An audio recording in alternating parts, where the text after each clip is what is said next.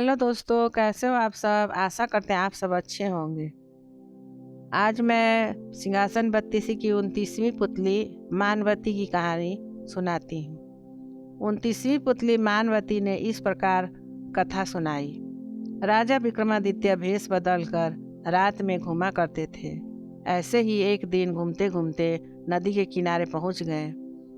चांदनी रात में नदी का जल चमकता हुआ बड़ा ही प्यारा दृश्य प्रस्तुत कर रहा था। विक्रम चुपचाप नदी तट पर खड़े थे। तभी उनके कानों में बचाव बचाव की तेज आवाज़ पड़ी। वे आवाज़ की दिशा में दौड़े तो उन्हें नदी की वेगवती धारा से जूझते हुए दो आदमी दिखाई पड़े। गौर से देखा तो उन्हें पता चला कि एक युवक और एक युवती तैरकर किनारे आने की चेष्टा में है, मगर नदी की धाराएं उन्हें बहा कर ले जा रही। विक्रम ने बड़ी फुर्ती से नदी में छलांग लगा दी और दोनों को पकड़कर किनारे ले आए।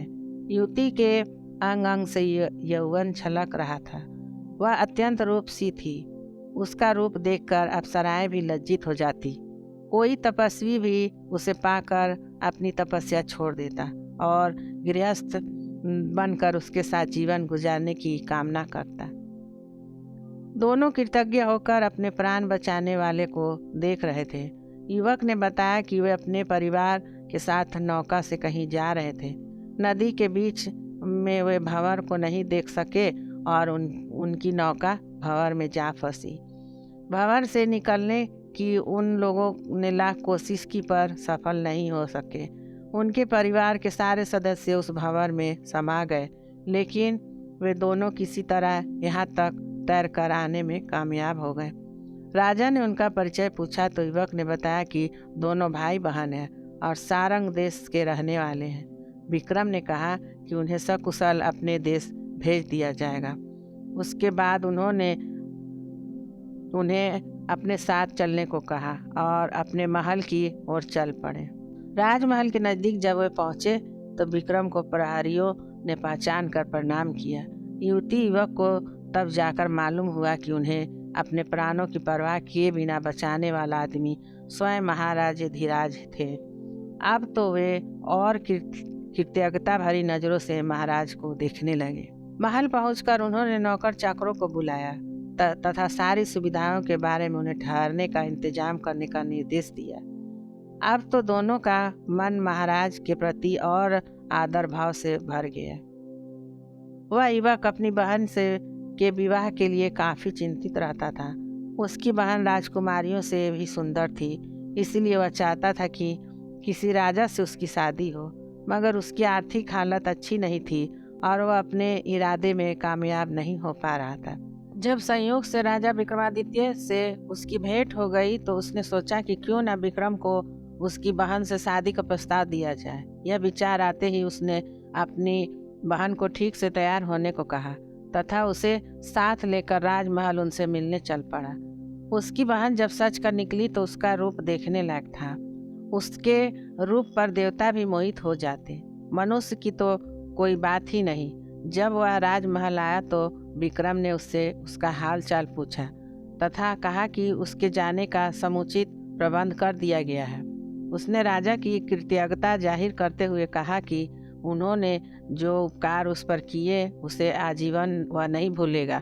इसके बाद वह उसके विक्रम से एक छोटा सा उपहार स्वीकार करने को कहा। राजा ने मुस्कुराकर अपनी अनुमति दे दी। राजा को प्रसन्न देखकर उसने सोचा कि वे उसकी बहन पर मोहित हो गए हैं। उसका हौसला बढ़ गया। उसने कहा कि वह अपनी बहन उनको उपहार देना चाहता है। विक्रम ने कहा कि उनका उपहार उन्हें स्वीकार है। अब उसको पूरा विश्वास हो गया कि विक्रम उसकी बहन को रानी बना लेंगे। तभी राजा ने कहा कि आज से मैं तुम्हारी बहन राजा विक्रमादित्य की बहन के रूप में जानी जाएगी तथा उसका विवाह वह कोई योग्य वर ढूंढकर पूर्ण धूमधाम से करेंगे। वह विक्रम का मुंह ताकता रह गया। उसे सपने में भी भान नहीं था कि उसकी बहन की सुंदरता को अनदेखा कर विक्रम उसे बहन के रूप में स्वीकार करेंगे। क्या कोई ऐश्वर्यशाली राजा विषय वासना से इतना ऊपर रह सकता है? थोड़ी देर बाद उसने संयत होकर कहा कि उदयगिरी का राजकुमार उदयन उनकी बहन की सुंदरता पर मोहित है तथा उससे विवाह की इच्छा भी व्यक्त कर चुका है। राजा ने एक पंडित को बुलाया तथा बहुत सारा धन भेंट के रूप में देकर उदयगिरी राज्य विवाह का प्रस्ताव लेकर भेजा। पंडित उसी शाम लौट गया और उनके चेहरे पर हवाइयाँ उड़ रही थी। पूछने पर उन्होंने बताया कि राह में कुछ डाकुओं ने घेर कर सारा धन लूट लिया। सुनकर राजा स्तब्ध रह गए। उन्हें आश्चर्य हुआ कि इतनी अच्छी शासन व्यवस्था के बावजूद भी डाकू लुटेरे कैसे सक्रिय हो गए। इस बारे में उन्होंने पंडित को कुछ अश्वारोहियों के साथ धन देकर भेजा। उसी रात विक्रम भेष बदलकर उन डाकुओं का पता लगाने निकल पड़े। वे उस निर्जन स्थान पर पहुंचे जहां पंडित को लूट लिया गया था। एक तरफ उन्हें 4 आदमी बैठे दिख पड़े। राजा समझ गए कि वही लुटेरे हैं। विक्रम को कोई गुप्तचर समझा। राजा ने उनसे भयभीत नहीं होने को कहा और अपने आप को भी उनकी तरह एक चोर ही बताया। इस पर उन्होंने कहा कि वे चोर नहीं बल्कि इज्जतदार लोग हैं और किसी खास मसले पर विचार विमर्श के लिए एकांत की खोज में यहाँ पहुँचे हैं। राजा ने उनसे बहाना न बनाने के लिए कहा और उन्हें अपने दल में शामिल कर लेने को कहा। तब चोरों ने खुलासा किया कि उन चारों में 4 अलग अलग खूबियाँ हैं। एक चोरी का शुभ मुहूर्त निकालता था, दूसरा परिंदे जानवरों की जबान समझता था, तीसरा अदृश्य होने की कला जानता था और चौथा भयानक से भयानक यातना पाकर भी उफ तक नहीं करता था। विक्रम ने उनका विश्वास जीतने के लिए कहा, मैं कभी भी छिपाया धन देख सकता हूँ। जब उन्होंने यह विशेषता सुनी तो विक्रम को अपनी टोली में शामिल कर लिया। उसके बाद उन्होंने अपने ही महल में एक हिस्से में चोरी करने की योजना बनाई। उस जगह पर शाही खजाने का कुछ माल छिपा था। वे चोरों को वहां लेकर आए तो चारों ओर बड़ी ही खुशी हुए। उसके बाद उन्होंने अपने ही महल में के एक हिस्से में चोरी करने की योजना बनाई। उस जगह पर शाही खजाने का कुछ माल छिपा था। वे चोरों को वहां लेकर आए तो चारों चोर बड़े ही खुश हुए। उन्होंने खुशी खुशी सारा माल झोली में डाला और बाहर निकलने लगे। चौकस प्रहरियों ने उन्हें पकड़ लिया। सुबह जब राजा के दरबार में बंदी बनाकर उन्हें पेश किया गया तो वे डर से पत्ते की तरह कांपने लगे। उन्होंने अपने 5वें साथी को सिंहासन पर आरूढ़ देखा। वे गुमसुम खड़े राजदंड की प्रतीक्षा करने लगे, मगर विक्रम ने उन्हें कोई दंड नहीं दिया। उन्हें अभय दान देकर उन्होंने उनसे अपराध न करने का वचन लिया और अपनी खूबियों का इस्तेमाल लोगों की भलाई के लिए करने का आदेश दिया।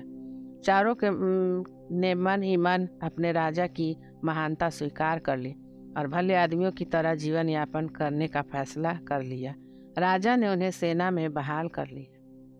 उदयन ने भी राजा विक्रम की मुंहबोली बहन से शादी का प्रस्ताव प्रसन्न होकर स्वीकार कर लिया। शुभ मुहूर्त में विक्रम ने उसी धूमधाम से उसकी शादी उदयन के साथ कर दी जिस तरह किसी राजकुमारी की होती है। दोस्तों, अगर ये कहानी आपको अच्छी लगे तो कृपया लाइक करें, सब्सक्राइब करें।